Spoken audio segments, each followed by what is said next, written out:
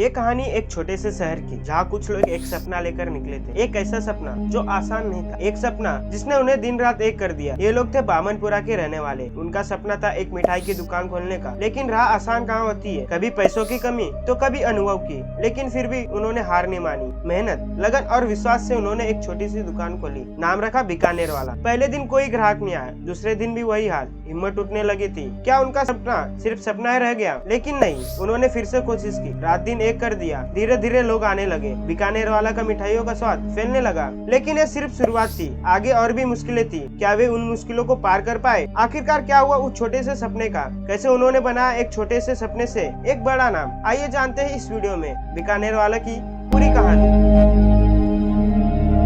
Company के सफर की शुरुआत राजस्थान के बीकानेर शहर से हुई थी। 1905 की बात है। लालचंद अग्रवाल अपने दो बेटों के साथ सत्यनारायण और केदारनाथ अग्रवाल के साथ मिलकर एक नमकीन की दुकान खोलते हैं। इस दुकान का नाम रखते हैं बीकानेर नमकीन भंडार। शहर के लोगों को इनकी मिठाई और नमकीन का कॉम्बिनेशन बेहद पसंद आता है। धीरे धीरे अग्रवाल परिवार का यह छोटा सा वेंचर पॉपुलर हो जाता है। लगभग 4 दशक तक बीकानेर शहर में नाम कमाने के बाद एक दिन परिवार के सदस्यों ने फैसला किया कि अब वक्त आ गया है कि बीकानेर नमकीन भंडार को शहर के बाहर ले जाया जाए, यानी देश के दूसरे शहरों में भी नमकीन की दुकान खोली जाए। 1947 में देश अंग्रेजों से आजाद हुआ, जिसके 3 साल बाद 1950 में सत्यनारायण अग्रवाल और केदारनाथ अग्रवाल दिल्ली पहुंचते हैं। दोनों भाइयों ने शुरुआत में दिल्ली की गलियों में घूम घूम कर रसगुल्ले और नमकीन बेचना शुरू किया। कुछ ही समय में दिल्ली के लोगों के बीच भी उनकी बनाई नमकीन और मिठाइयाँ पॉपुलर होने लगी। ज्यादा कमाई होने से कुछ पैसे भी बचने लगे। यह सब देखते हुए अग्रवाल परिवार ने चांदनी चौक की पराठे वाली गली में एक छोटी सी दुकान ले ली। दिल्ली वाली दुकान का नाम भी बीकानेर नमकीन भंडार रखा गया। मूंग दाल हलवा इस दुकान की खासियत बन गई। ऐसा कहा जाता है कि पहली बार घर से बाहर किसी दुकान पर दिल्ली वालों ने मूंग दाल के हलवे का स्वाद चखा था। लोग दूर दूर से इस दुकान पर मूंग दाल का हलवा खरीदने आते थे। लोग जब चांदनी चौक पर मौजूद दूसरे दुकानदारों से अग्रवाल भाइयों की दुकान का पता पूछते थे, दूसरे दुकानदार जवाब में पूछते थे, क्या आप बीकानेर वालों का पता पूछ रहे हैं? इस तरह इस दुकान का अनऑफिशियल नाम कब बीकानेर वाला पड़ गया, अग्रवाल भाइयों को भी पता नहीं था। हाँ, इतना जरूर हुआ कि अग्रवाल परिवार ने इस बात को बिजनेस स्ट्रेटेजी की तरह देखा और दुकान का नाम बदलकर ऑफिशियली तौर पर ही बीकानेर वाला कर दिया। 1968 में केदारनाथ अग्रवाल के बेटे श्याम सुंदर अग्रवाल ने फैमिली बिजनेस ज्वाइन किया। तब श्याम सुंदर की उम्र 16 साल थी। वह हाई स्कूल की पढ़ाई के तुरंत बाद बिजनेस से जुड़ गए थे। 1980 के दशक में भारतीय बाजार में कुछ विदेशी पिज्जा ब्रांड ने दस्तक दे दी थी। ये देखकर श्याम सुंदर को लगा कि जब बाहर से आई कंपनी भारत बाजार में फैल सकती है तो उनकी स्वदेशी कंपनी क्यों नहीं। इसके बाद से ही उन्होंने दिल्ली से बाहर भारत के दूसरे हिस्सों में भी बीकानेर वाला का विस्तार करना शुरू किया। इसके साथ ही नए प्रोजेक्ट लॉन्च करने की प्लानिंग बनाई गई, जिससे कंपनी की तस्वीर बदलने लगी। देश के दूसरे हिस्सों में भी लोग बीकानेर के नमकीन को पहचानने लगे।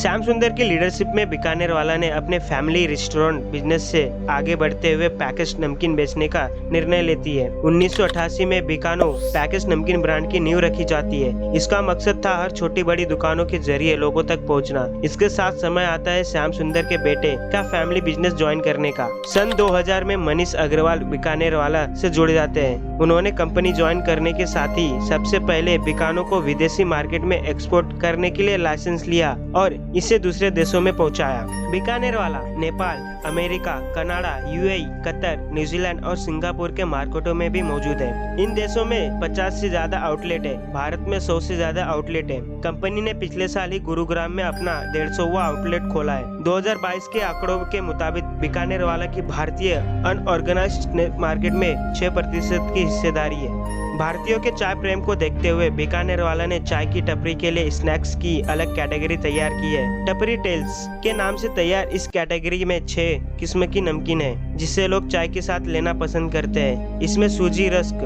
मटर पारा, मेथी मटर, गोल मट्ठी और मिनी समोसा और भाखरवड़ी जैसे नमकीन है। बीकानेर वाला ने अपनी राइवलरी कंपनी से मुकाबला करने के लिए 2023 में मसाला मार्केट में कदम रखा। बीकानो ब्रांड के तहत स्वादानुसार नाम से मसाले प्रोडक्ट लॉन्च किए। इस तरह कंपनी आज भारतीय किचन में इस्तेमाल होने वाले लगभग सभी मसालों को बेचती है। कंपनी के मैनेजिंग डायरेक्टर श्याम सुंदर अग्रवाल ने पिछले साल एक इंटरव्यू में कहा था कि बीकानेर वाला अगले 3 साल के भीतर अपना आईपीओ लाना चाहती है। कंपनी का प्लान 2030 तक 10,000 करोड़ का रेवेन्यू और 600 स्टोर तक पहुंचना है। अभी कंपनी का रेवेन्यू 3,000 करोड़ रुपए का है।